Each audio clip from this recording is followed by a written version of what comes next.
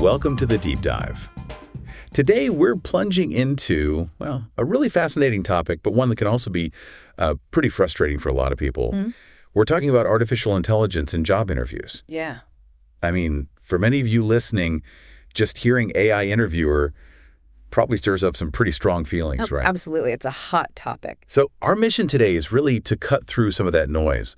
We're looking at insights from, candidates, hiring managers, industry research to really get a handle on what's happening on both sides of this and, importantly, what it means for, well, your next job search or maybe your next hire. Exactly. And this isn't just, another tech trend. It's really fundamental. It's reshaping how people connect or don't connect with potential employers. Right. So we'll be exploring the concerns, which are very real, but also looking at the benefits companies are chasing, trying to get that full picture. Okay, so let's jump right in. Yeah. The core tension seems to be this huge pushback from job candidates. Yeah. I saw this stat about people preferring unemployment over talking to an AI for an interview. My first reaction was, wow, that's extreme. It sounds extreme, yeah. But then you dig in, and research, like from Gartner, actually shows this real reluctance. So what's really driving that? Why is it just strong sort of negative reaction?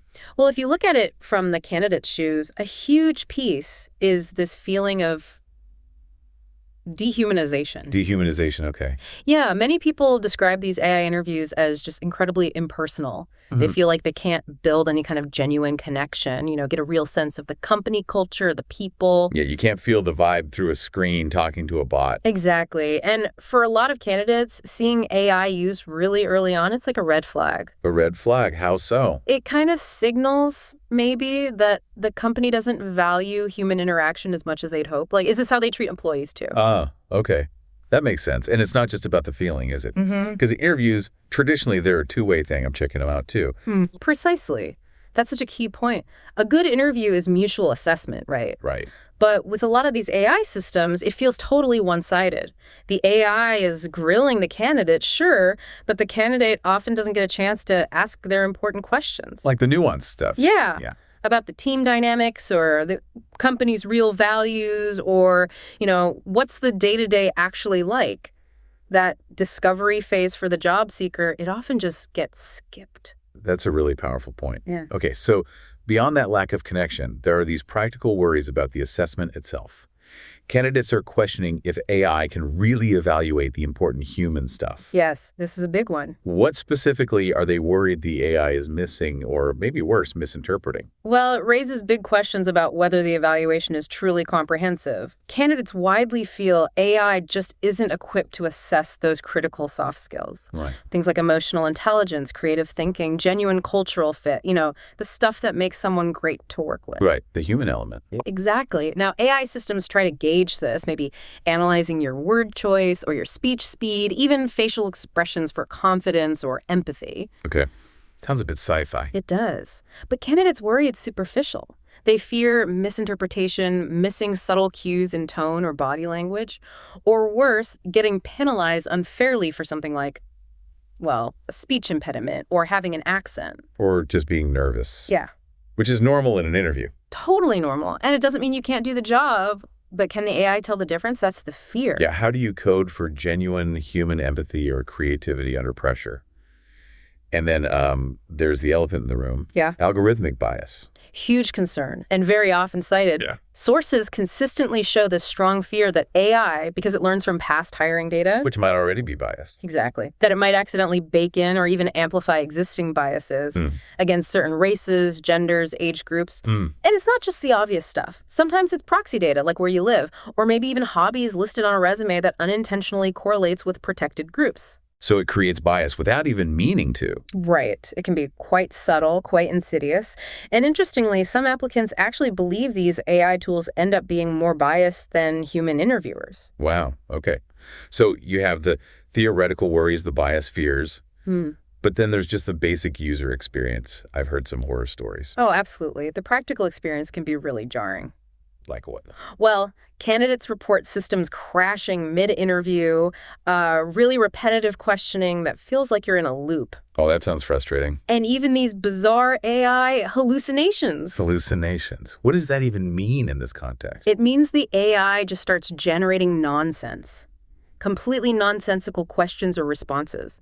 Imagine prepping for days, you're dressed up, focused, and the bot suddenly asks if you prefer invisibility or flying. Slight chuckle. You're kidding. Not kidding. It happens. It's almost funny, but the stakes are so high for the candidate, it's just awful. Yeah, not funny when your potential job is on the line. And adding to all that is often a total lack of transparency. How does the AI actually work? What criteria is it really using? Nobody tells you. Right. It's a black box. Exactly. And that opacity, it just breeds uncertainty and, frankly, distrust. Okay, so hearing all that candidate backlash, all those concerns, you might be sitting there thinking, why on earth are companies still doing this? Good question.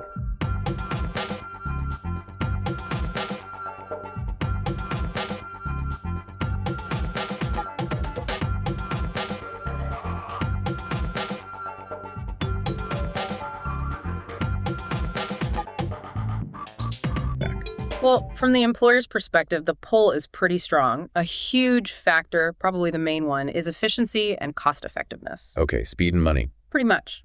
AI can screen massive numbers of resumes incredibly quickly. It can automate scheduling, initial Q&As. It saves HR teams a ton of time and resources. You're right, freeing up human recruiters for later stages. That's the idea. Let the humans focus on the more strategic stuff, the relationship building, the deeper culture fit assessment later on. Uh-oh. There's a catch. There can be. Some companies are finding that if the AI isn't tuned just right, it can actually increase the workload later. How? By passing through lots of poorly matched candidates, or maybe screening out good ones by mistake, false negatives, so it's not always a simple win. Interesting. A potential double-edged sword there. Okay, what about the bias argument? We hear AI can reduce bias. Yes, that's the argument from the proponents. In theory, a well-designed AI could be less biased than a human. How so? The idea is it sticks strictly to objective criteria, skills, qualifications, things you define beforehand. It doesn't get swayed by unconscious human biases about someone's background or how they look or where they went to school. So a more level playing field, theoretically. Theoretically, that's the promise. But the big challenge, as we discussed, is actually building it right and avoiding those sneaky proxy biases creeping in. It's harder than it sounds. Gotcha. And for big companies, consistency must be a factor too. Oh, absolutely. Consistency is a huge selling point. AI applies the same standard evaluation to every single candidate. Which is hard with multiple human interviewers. Very hard. Especially in large organizations, different managers have different styles, different pet questions. AI offers standardization that can feel fairer to applicants and also helps companies with legal compliance stuff. Okay, so we have candidate concerns on one side, employer benefits on the other. It feels like AI in hiring isn't going away, though. Seems very likely here to stay, in some form. So if it is here to stay, how do we bridge this gap? How do we make this work better for everyone? Well, looking at the bigger picture, the expert consensus is really pointing strongly towards a hybrid model. Hybrid, meaning? Meaning you use AI for what it's good at, those early high-volume tasks, screening applications, maybe initial scheduling, basic qualification checks, where efficiency really matters. Okay, the grunt work. Kind of, yeah. But you reserve the crucial interview stages, the deeper conversations, for human interaction. So humans still assess the important stuff. Yeah. Exactly. That's where recruiters and hiring managers can really dig into cultural fit, emotional intelligence, problem-solving style, all those nuanced things AI struggles with. It's about finding the right tool for the right part of the job. Finding that sweet spot, that balance between tech and touch. Precisely. And to make this hybrid model work and really address those candidate concerns we talked about, companies need to step up. Wow. They need to be much more transparent. Tell candidates how AI is being used in the process. No more black boxes. Okay. They need to ensure there's always meaningful human oversight. The final decision should always be made by a person, not an algorithm. Crucial. And they absolutely have to prioritize data privacy and security. Building that trust back is essential. So we've really unpacked quite a bit today, this core tension, right, between the undeniable efficiency AI offers hiring teams. The speed, the scale. And the equally essential, very human need for connection, for fairness, for transparency when you're putting yourself out there for a job. It really does seem like the path forward has to be some kind of thoughtful hybrid approach, letting tech do its part, but keeping humans firmly in the loop for what matters most. Which leaves us, and you listening, with maybe a final thought to chew on. Okay. Think about how this balancing act between technology and human judgment in who gets hired isn't just shaping careers, it's also reflecting our shifting values about work itself. What does this whole conversation suggest to you about what we truly mean by a good fit in today's workplace?